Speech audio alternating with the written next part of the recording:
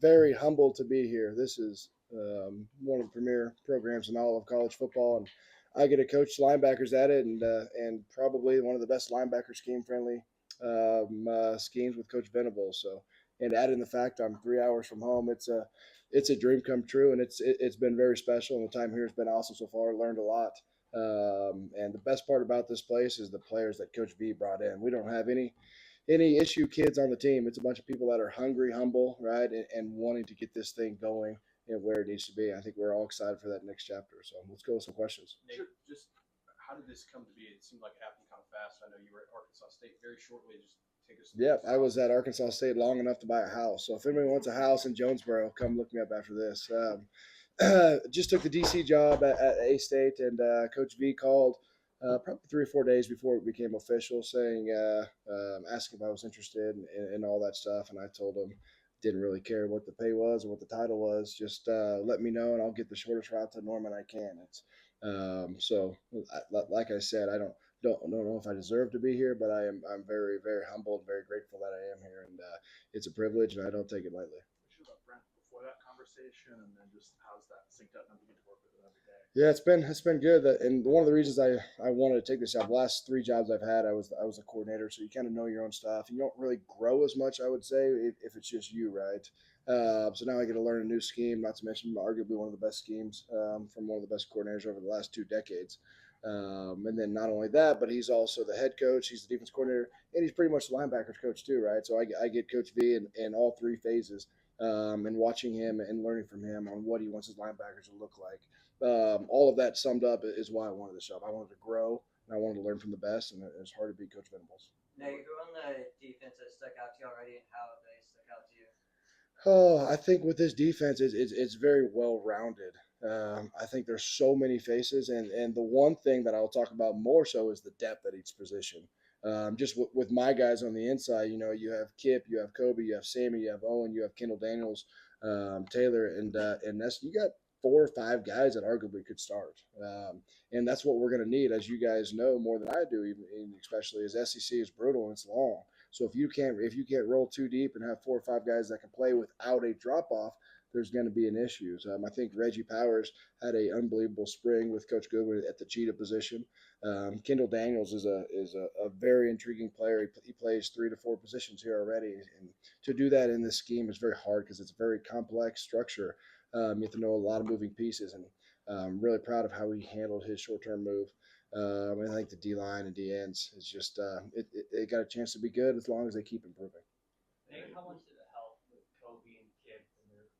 Oh my gosh, we have like 150 calls, so I'm asking them what we're supposed to be doing on stuff. It's nice that they've been in this system so long, and they're so mature. We have a very older, experienced group. So it's been good for me just to listen to them. Obviously, Coach Goodwin's been in this system for 7 years. So hearing it from all different angles and everyone, preaching the same language. I think Coach Venables does a good job of getting everyone mainstreamed and has the same vision and what it's supposed to look like. That way we can move fast when we have to. So those older guys have been a huge piece for me, helping to pick this thing up as well. What did you think of your entire linebacking core? The whole core. So I've been at University of Oregon 4 or 5 years ago. So I've been at another big caliber place. The difference is typically if you have 5-star players, you have 5-star problems, right? They don't have that here. They have the players, but they don't have the issues. And the linebacker group and you guys see them do drills, you guys see them make tackles. They're even better off the field. They're so fun to be around. They're always smiling. But they know that there's a lot of competition in that room, but they're always helping the next person. Does that make sense? So to me, it shows so much growth as a man when, hey, do I want to start? Heck yeah, but guess what? I got to get my partner better too. That's the one biggest takeaway I had from the spring was how much they wanted that room to grow, and I think it did. We've heard from people in your past about what kind of player you were. Describe yourself, what kind of player you were, 4-time All-American, but undersized, slow, whatever. Stands out. Slow, yeah, I think you hit it. Jesus, God, damn, what? Anything else? I was terrible. No, I try to coach how I played. I was not very fast, right? as you pointed out, obviously you found the tape, but you always try to think ahead of linebacker. Linebacker is not about how fast you run. It's awesome if you could run fast, but it's how fast you process, right? And how do you process fast? By having fast eyes, by knowing what's coming ahead, by film studies, all those little things, right? And that's what I try to instill in our players. We have a very talented group. So now how can I get them to play faster, right? And that's for me, it's all eyes, it's all mental up top. So we spend a lot of time in the classroom on the little things, the little fundamental technique that eventually add up to the big things that everyone wants. They know the scheme and they've done the scheme forever. Now we're able to master these little things to make us look smooth and better and more athletic as we go. Because at the end of the day, I tell them there's two types of tackles: hard tackles and easy tackles. And you get easy tackles with great alignment, fundamentals, and technique. And that's what I focus off. I don't. The scheme's a scheme, and we'll handle that.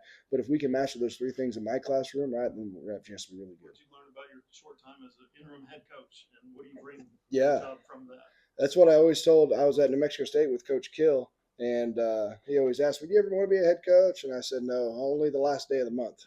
But learning from him was awesome. Then going to Utah State, I wish we could have won a few more games, but this worked out even better. Now I get it close to home. But you learn that in the head coaching seat, it's unbelievable that Venables is also the coordinator. There's just so many problems you have to do, right? You go from a position coach, you in charge of 6 people, coordinator, you're in charge of 5 or 50, and then a head coach, you're in charge of 300.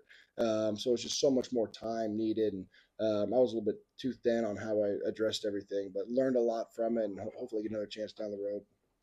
Have you shown any of the players your tape from? No, but I tell them all the time if they keep missing plays, and that's where they're headed is Pittsburgh State. So no, they know they don't need to see my film. There's nothing impressive about that.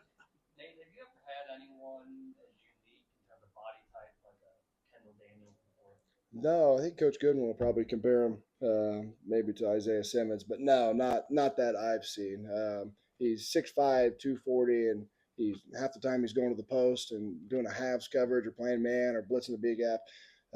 How rangy and how athletic he is at that size is very, very, very freaky. And that's the cool thing about him is you have no idea where he's going to line up on the play, and he has so many tools and so much things that he can bring for this defense. I think he's going to fall in love, and you guys are going to fall in love with him this fall watching him do it.